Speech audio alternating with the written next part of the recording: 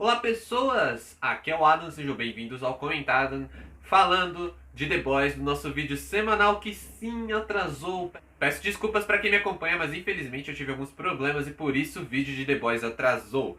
Mas enfim, o importante é que estamos aqui para comentar um episódio tão interessante quanto o episódio 6 da segunda temporada, a reta final, onde a temporada está começando a colidir os núcleos e atingir níveis muito loucos de história. Afinal de contas, como eu posso descrever um episódio onde a gente tem um super-herói cujo superpoder é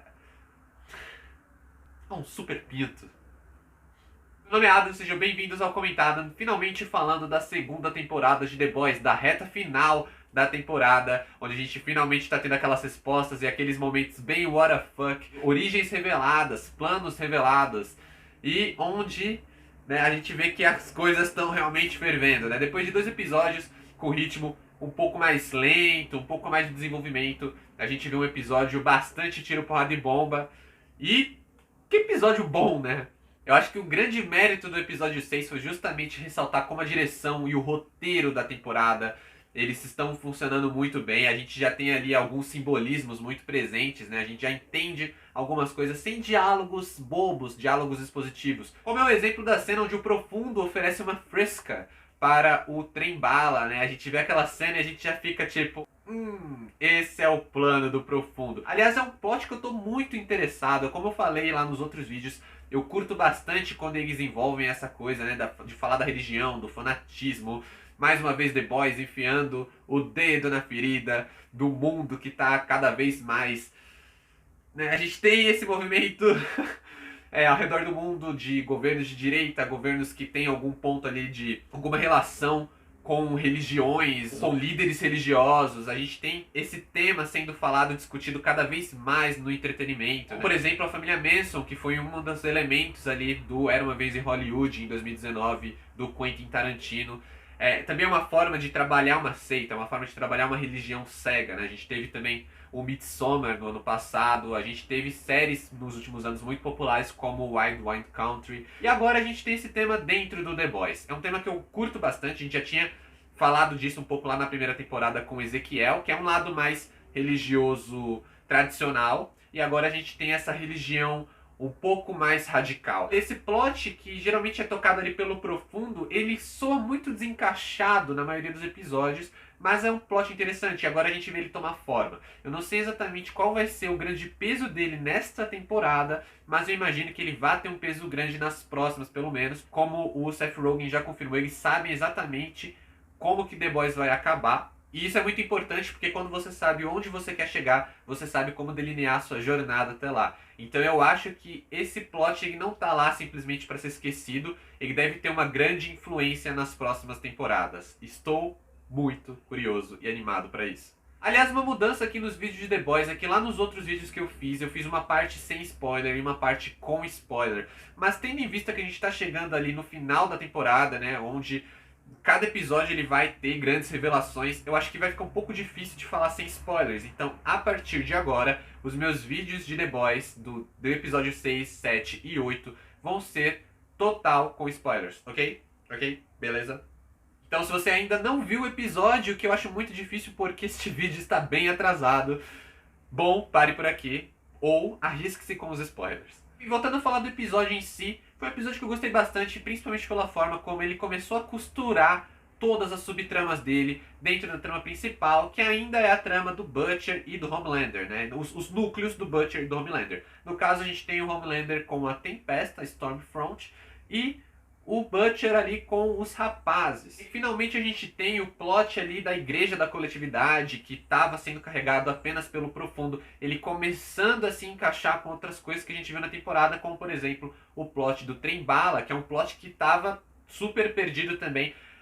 A grande diferença que eu senti desses dois é que o Profundo ele parecia deslocado de todos os outros personagens durante a temporada inteira. Já o trem-bala parecia que os roteiristas simplesmente não sabia o que fazer com ele e, sabe, todas as cenas dele eram meio que a mesma coisa. Mas agora a gente tem uma noção do direcionamento dos dois personagens e também da Maeve, né, que tá ali finalmente botando a mão na massa e fazendo alguma coisa para se voltar contra o Homelander. Agora que ela conseguiu, com a ajuda do Profundo, uma filmagem do que aconteceu no voo onde o Homelander desistiu de salvar as pessoas e deixou o avião cair. Então ela finalmente tem algo em mãos para se voltar contra o Homelander. Espero que isso não exploda na cara dela e o Homelander não acabe matando ela, né? Porque isso pode acontecer, a gente sabe que o personagem não tem limites. Mas, enfim, interessante a gente ver um desenvolvimento desse plot que também quase sempre é muito deslocado. A Maeve é uma personagem tão interessante e quase sempre ela é colocada para escanteio. Parece que a galera esquece dela ou simplesmente não sabe como desenvolver uma personagem feminina, forte e gay. E aí a gente tem o plot principal do episódio, né? Que são os rapazes invadindo um hospital onde aparentemente estão sendo feitos testes com humanos e o composto V. Aparentemente tem toda a ligação com a Vault, a gente tem essa confirmação pela forma como a Tempesta ela chega, sai e ela até esconde isso do Homelander, né, durante o episódio. E a gente tem finalmente a inclusão mais dentro da história do Lamplighter, que é aquele sup que a gente comentou em outros vídeos, que tinha colocado fogo nos netos da Mallory e que estava aí. A gente sabia que ia ter uma participação na temporada, mas não sabia exatamente como. E agora isso está explicado, que ele é um dos sups que controlam aquele lugar. Novamente entra o que eu falei do roteiro saber costurar muito bem as subtramas, porque nesse ponto, nesse plot que a gente tem um desenvolvimento muito legal do francês, onde ele conta o que aconteceu na fatídica noite onde os netos da Mallory foram incendiados, que pra quem não lembra, lá na primeira temporada, desde o começo, quando o Leitinho é chamado pelo Butcher de volta, ele fala que ele não quer trabalhar com o francês, porque o francês não segue ordens, ele faz as coisas por si mesmo, e no final das contas foi por culpa dele que os netos da Mallory foram incendiados. E agora a gente tem uma explicação melhor, né? O que aconteceu naquela noite, por que o francês acabou cometendo os erros que ele cometeu. E é muito legal como eles encaixam isso, não apenas nesse desenvolvimento do episódio, no plot principal do episódio, mas também com o desenvolvimento de outros dois personagens. O que é o próprio Lamplighter, né? Que a gente vê que ele é um sup. Eu tava esperando que ele fosse babaca nível Homelander. E na verdade ele é só uma babaca normal. Ele fez aquilo, mas ele mostra que ele não tava com a intenção de fazer, ele tava arrependido, ele até ajuda os rapazes na maioria do episódio, ele não entrega os caras pra Tempesta e também decide partir junto com os The Boys, provavelmente pra ter o castigo que ele merece por ter feito o que ele fez. É uma coisa que perturba ele, a gente vê isso claramente no episódio. E outro desenvolvimento que se encaixa com isso do francês é o da Químico, né? Finalmente quando ele bota isso pra fora, ele explica essa agonia que ele sente, esse fantasma do passado dele, ele também tem a maturidade pra finalmente falar com ela e falar, poxa, eu tava tentando te salvar, mas na verdade eu queria salvar a mim mesmo e você não precisa disso. O que faz com que os dois personagens finalmente meio que façam as pazes. Era um plot que tava me incomodando muito porque tava muito deslocado dos demais, mas também é chato ver os dois brigando, né? Eles fazem uma dupla tão legal, não diria casal, mas eles fazem uma dupla muito legal e são fofos juntos e é legal ver eles fazendo as pazes. Também deixa a gente bastante curioso, porque ver essa instalação, esses testes, deixa a gente bem curioso para saber, afinal de contas, quais são os planos da Vault. Particularmente a minha teoria era de que realmente eles estavam construindo um exército, mas eu fiquei meio assim porque eu não sei se isso é um plano da Vault, empresa, Mr. Edgar, ou se é um plano da Stormfront, a nova vilã que amamos odiar, a supremacista, nazista, racista, que, afinal de contas, é a dona da porra toda. É a patroa. E é claro, a gente não pode falar da patroa sem falar da cadela da patroa, Homelander. Porque, afinal de contas, ele ali que a gente tava, né, eu tava pensando, pô, ela tá super manipulando ele pra alguma coisa, e agora ela fala quais são as intenções. E que cena intensa, né? A atuação do Anthony Starr é sensacional enquanto ele tá ouvindo os planos dela, que são de usar ele como esse símbolo, esse líder americano, símbolo da supremacia. Ela tem um cara, sabe, ideal para os propósitos dela. E na cena que ela revela o passado dela, cara, que cena legal, sabe? Como eu falei, bastante intensa, a atuação do Anthony Starr é sensacional. E ela falando e explicando faz tanto sentido. Nesse ponto eu gostaria muito de pegar a temporada e rever do começo.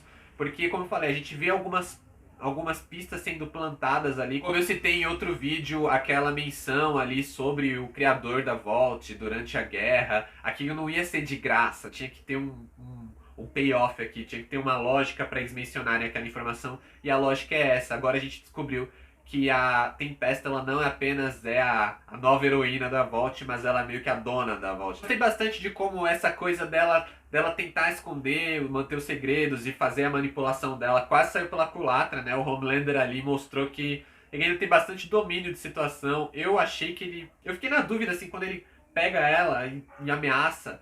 Eu fiquei na dúvida se ele realmente conseguiria matá-la, porque até então eu acredito que não, eu acredito que ela é mais forte que ele. Esse plot, ele tem tanto potencial de, cara, um exército supremacista de super-heróis. Eu não sei como eles vão conseguir desenvolver isso. Eu tô muito curioso, cara. Nossa, que série incrível. Eu acho que todo episódio eu falo isso, né? Todo episódio eu falo, pô, eu tô curioso pra saber o que vai acontecer.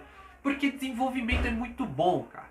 Por último, mas não menos importante, a gente tem ali um núcleo do Butcher, do Hughie e da Starlight. A gente vê finalmente o Butcher e a Starlight tendo que cooperar, porque afinal de contas o Hughie tá fora de cena, né? Ele quase morre depois daquele ataque, daquele Sup que tem um pulso eletromagnético de super-herói, né? Que desliga os poderes da Starlight. E a gente tem um desenvolvimento legal nessa cena justamente pelo modo como a Starlight ela age, né? Aquele ato por impulso que resulta numa morte, aquilo vai marcar a personagem, aquilo vai talvez mudar muito de como ela se enxergue. Espero que isso seja trabalhado nos episódios, porque ela ficou ali bastante abalada. Eu espero que isso simplesmente não suma, não seja esquecido. Ao meu ver, o problema desse plot, que não é um problema específico daí, é o fato de que...